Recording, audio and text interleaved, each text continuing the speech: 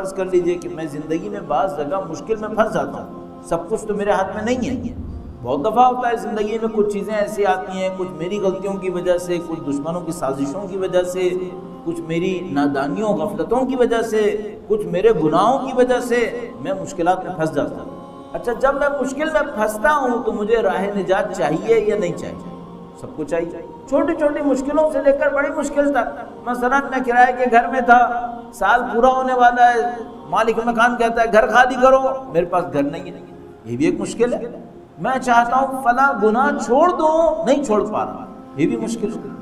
میں چاہتا ہوں مرنے سے پہلے فلاں نیک کام میری عادت بن جائے تاکہ برزخ میں مجھے نصیب ہو جائے، نہیں بنا پا رہا، یہ بھی ایک مشکل ہے۔ چاہتا ہوں فلاں آدمی سے میرے دل میں جو بغض ہے یہ بغض ختم ہو جائے، کیوں رکھ کے مروں، نہیں کر پا رہا۔ راہ حل کیا ہے اس کا؟ کچھ جگہیں تو میرے ہاتھ میں ہوتی ہیں، بھئی 4 پیسے کم کما رہا ہوں، زیادہ محنت کروں گا پیسے بڑھ جائیں گے۔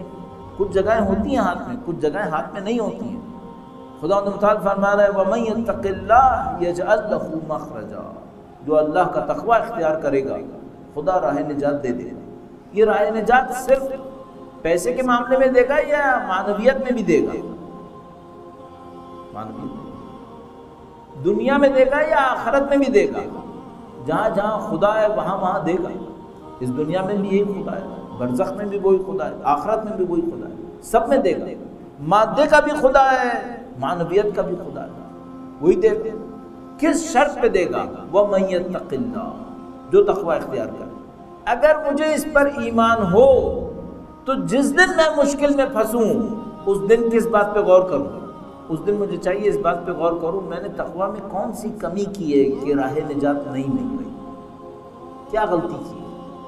میں آپ سے انصافاً عرض کروں گا، ہمارا ایمان ہے ایسا کہ جب ہم مشکل میں پھنسیں اور راہ نجات نہ مل رہی ہو تو اپنے آپ سے پوچھیں میں نے تقوی میں کون سی کمی کی تھی؟ کیوں؟ اگر متقی ہوتا تو راہ نجات کیوں نہیں؟ کیا خدا نے قرآن میں وعدے نہیں کیے؟ وَمَن يَتَّقِ اللَّهَ يَجْعَلْ لَهُ مَخْرَجًا۔ آپ کہیں گے ہاں راہ نجات بہت دفعہ متقی حضرات پھنس جاتے ہیں، نہیں معلوم کون کون سی مشکلات میں پھنس جاتے ہیں۔ خدا شاہد ہے، اگر اہل تقوی ہوتے ہیں تو جس حالت میں پھنستے ہیں اس کو اپنے لیے پھنسنا نہیں کہتے، توفیق کہتے ہیں، ان کو پھنسنا نہیں لگتا ہے۔ تو یا تو خدا مشکل سے نکال دیتا ہے یا مشکل کو آسان بنا دیتا ہے، یہ خدا کا نظام ہے۔ اگر مثال کے طور پر شہید اول یا شہید ثانی کا واقعہ مشہور ہے، دشمن کی زد میں آ گئے، دشمن نے پھنسا دیا، قید خانے میں رکھا ہوا ہے، اگلے دن اعدام ہو جائیں گے، مار دیے جائیں گے۔ اللہ سے دعا کی ربی انی مغلوب فانتصر، اے خدایا میرے اوپر غلبہ کر لیا گیا، تو میری نصرت فرما۔ قرآن کریم کے اندر ایک انداز ہے کہ کہتا ہے یہ میرے نبی نے کہا بس یہ ہو گیا، تو علماء اس سے پک کر لیتے ہیں کہ ہاں جو یہ جملہ دہرائے گا تو یہ ہوگا۔ تو خدا متعال فرماتا ہے جب میری حجت نے کہا ربی انی مغلوب فانتصر، اے خدایا میں مشکل میں پھنس گیا ہوں میری نصرت فرما، بس خدا نے نصرت بھیج دی۔ اس کا مطلب ہے یہ جملہ کارآمد جملہ ہو گیا، ربی انی مغلوب فانتصر، ربی انی لما انزلت الی من خیر فقیر۔ حضرت موسیٰ علیہ السلام خواتین کی مدد کرنے کے بعد درخت کے نیچے ہیں، نہ یہ پتہ ہے آگے جائیں نہ یہ پتہ ہے پیچھے جائیں، کچھ سمجھ میں نہیں آ رہا کیا کریں۔ اللہ سے کہتے ہیں ربی انی لما انزلت الی من خیر فقیر۔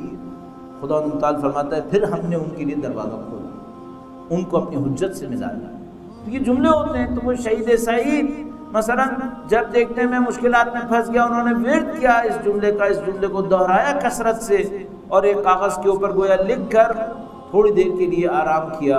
تھوڑی دیر میں آنکھ کھلی، کاغذ کے پیچھے سبز لکھائی سے لکھا ہوا تھا ان کنت عبدی فاصطبر، اگر میرے بندے ہو صبر۔ کیا مطلب؟ خدا نے ہم انسانوں کو 2 طرح حل دیا ہوتا ہے۔ ایک دفعہ مشکل میں ڈالتا ہے، کہتا ہے سوچو سمجھو کوشش کرو جد و جہد کرو۔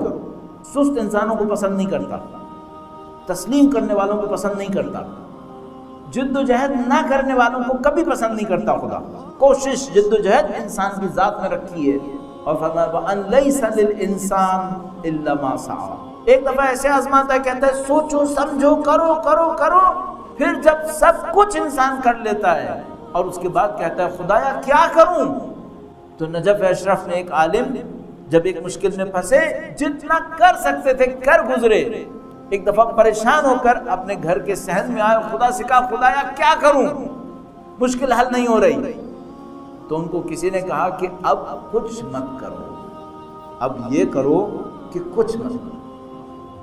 یہ کون سا مرحلہ ہے؟ یہ وہ مرحلہ جہاں پہ خدا کہتا ہے اب مجھ پہ چھوڑ، اب چھوڑ دو مجھ پہ۔ کس کے بعد آتا ہے؟ پہلی دفعہ سے نہیں آتا ہے کہ میں سب کچھ چھوڑ کے بیٹھ جاؤں، میں خدا پہ توکل کر رہا ہوں، نہیں، یہاں سے توکل شروع نہیں ہوتا۔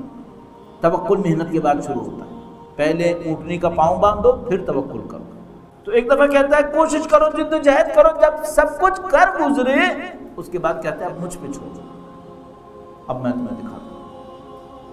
ربی انی مغلوب فانتصر، اے خدایا مجھ پہ غلبہ ہوا تو میری نصرت فرما، اور لکھا ہوا میرا ان کنت عبدی فاستغفر، اگر میرے بندے ہو تو صبر کرو، پھر میں تمہیں دکھاؤں گا۔ صبر کیا تو کیا ہوا؟ دشمن سے نجات مل گئی؟ نہیں ملی۔ کیا دشمن نے آسانی سے مارا؟ نہیں، بہت سختی سے مارا۔ تو صبر کرنے سے کیا ملا؟ شہید اول ہو گئے، شہید اول کا مقام مل گیا۔ اب کوئی شہید اول سے پوچھے اس رات جیل سے آزادی چاہیے تھی یا شہادت اولیٰ کا مقام چاہیے تھا، تو میں گارنٹی سے کہوں گا شہید کہتے کہ نہیں، آزادی قطعاً نہیں چاہیے، یہ مقام چاہیے۔ تو عزیزان محترم، ہمیں اپنے اس عقیدے کے اوپر کہیں محنت کرنی ہوگی۔ مثلا خدا متعال نے فرمایا وَمَن يَتَّقِ اللَّهَ يَجْعَلْ لَهُ مَخْرَجًا، جو خدا متعال کی راہ میں تقوی اختیار کرے گا خدا اس کے لیے راستے کھول دے گا۔ جس دن مشکل میں پھنس جاؤں، پہلے جد و جہد کروں، سب کچھ سوچوں سمجھوں کوشش کروں، اور سب سے پہلا کام یہ کروں، یہ دیکھوں میں نے بے تقوائی کہاں دکھائی ہے، کوئی میں نے غلط کام کیا ہوگا تبھی تو یہ ہوا۔ اچھا سب کچھ کر لیا، نہیں مل کے دے رہا، یا جو میں صحیح کر سکتا تھا صحیح کر لیا، سب خدا پہ چھوڑ دو، اب خدا پہ چھوڑ دو، خدا اچھا نتیجہ دے گا۔